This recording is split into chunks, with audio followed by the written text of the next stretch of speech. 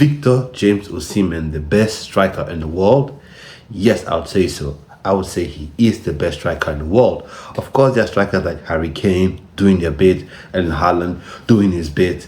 And I'm sure there are a lot of people who say, wow, Ugo, you've gone crazy. You've gone wild with it again. Saying Victor Osimhen is the best striker in the world, where you have Harry Kane, in the world where you have Erling Haaland, and some would even say in the world where you have Robert Lewandowski. Now, if you talk about strikers who've had a better career, then that's the only time you can put Lewandowski ahead of Victor Osimhen right now. And for Harry Kane, what usually happens with the Harry Kane discussion is, now before I go into that, don't get me wrong, Harry Kane is a top-class, world-class striker. Everyone can agree. There's no doubt about that, right? And I feel to some extent he wasted his career at Spurs because, well, their Spurs never really get around to winning much, but it was a bit strange. He left a couple of years, for a couple of seasons, and they ended up winning a European trophy. But overall, he wasted his time there. He's gone to Bayern Munich, and he's on course to at least win his second Bundesliga, so top marks to him for that. But when it comes to the discussion of Harry Kane and any other striker, or indeed Harry Kane versus Victor Osimhen, it's always looked through the metric of what Harry Kane does well. It's always Harry Kane drops into the midfield. He drops into midfield. Victor Osimhen doesn't. I think Victor Osimhen does, not as much as Harry Kane does, but he does as well. He drops back. He gets involved in the build-up play. People say Victor Osimhen isn't involved in build-up play, but he does. Admittedly, Harry Kane does that a bit more than Victor Osimhen. But this is where it all changes for me. So listen, who's quicker, pacier, over 5 meters, 10 meters, 20 meters? Who is the quicker player? Victor Osimhen takes that, right? When it comes to pressing from the front, putting the fear of God into opposition defenders, who does that the best? Victor Osimhen. He puts pressure. He can go for 120 minutes putting pressure on the defenders of opposition teams, just like he typified when he scored the goal when he scored the goal against Bodo Glimt in the European tournament, in the Champions League. And then when he also put pressure, he got the brace, but also put pressure on the Bodo Glimt defenders, allowing his teammate to latch onto the ball and score the third goal for Galatasaray. And Galatasaray Twitter's handle has gone out, X handle rather, has put out there that he's the best striker in the world, and I tend to agree. See, when it comes to being physical, when it comes to scoring, when it comes to finishing, and for finishing, Harry Kane isn't that much of a better finisher than Victor Osimhen. Now, Victor Osimhen can finish with either foot, right foot, left foot.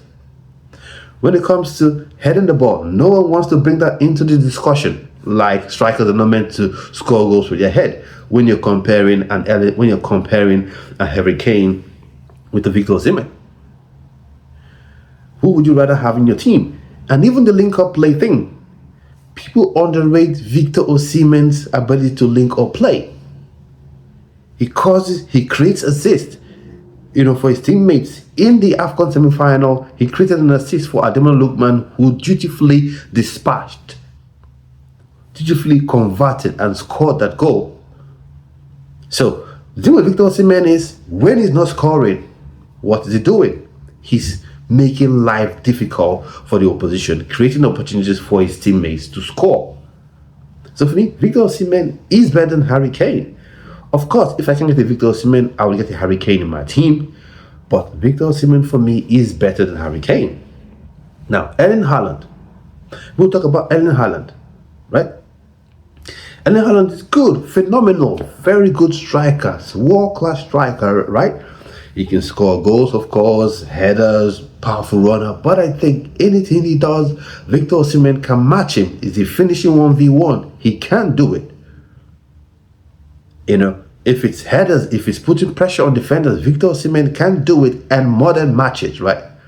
And I think Victor Osimhen is more involved in the build-up play than Erling Haaland, in my humble opinion. So right now, if I'm going for top 2 strikers in the world, I will go with Victor Osimhen, Harry Kane, and then I would have Erling Haaland closely following in third spot. And then maybe Lewandowski in fourth, because if you're talking about what he did in Dortmund, brilliant striker. All those years, he moved to Bayern, brilliant striker. But really, would you pick him over any of these three that I've mentioned? I don't think so right now. We're not talking about legacy. We're not talking about what he did 10 years ago. We're talking about right now. If you're going to pick the best striker in the world, right, you will go with Victor Osimhen. Now, a lot of people sometimes get taken away or get taken over by what people want to say generational talent. Yeah, generational talent exists, but we also have what I refer to as generational platform. If you're a player based in Europe, if you're a European player, I'm not saying this is a fault of any player. I'm not saying this is a bad thing, but it's something to be taken into consideration, right? You have this platform, media, social media. You have people talking about you, pushing the narrative around you, the hype around you. So you're known all over the world, even before you do anything. Let's face it, Jack Grealish was signed for £100 million before he did anything of any note. Yeah, he played well for Aston Villa. He was their main player, but what did he contribute to win any sort of title or anything like that? You know, Elliot Anderson is already worth £75 million. He played for Nottingham Forest. He hasn't really done much, but Adam Wharton, the same thing. So Harry Kane, while he is a phenomenal striker, he has been the beneficiary of this generational platform. Same thing with Erling Haaland. And get me right, I'm not saying this is a bad thing. I'm just saying for a Nigerian player like a Victor Osimhen, an African player like a Victor Osimhen, you don't really get that sort of push in terms of narrative, instead of media hype, instead of storylines being created. So sometimes people look at it and feel like, this player I've heard so much about, this player I see so much that is always in front of me every time, every day. This player must be the best player in his position. But I tell you, Victor Osimhen is actually won on the 17 World Cup, was the highest scorer in that one, scored goals for Napoli, helped them win the Scudetto, you know, scored 20 goals when he was barely 18 years old, right, for Chaloa. And then he's gone to Galatasaray, he's won the Turkish Cup and the Turkish championship as well with them. And look what he's basically carrying that team on his back in Europe. So for me, he is the best striker in the world. I know what you think. Let me know in the comment section, and I'll see you on another video. So stay well, stay blessed. Bye bye.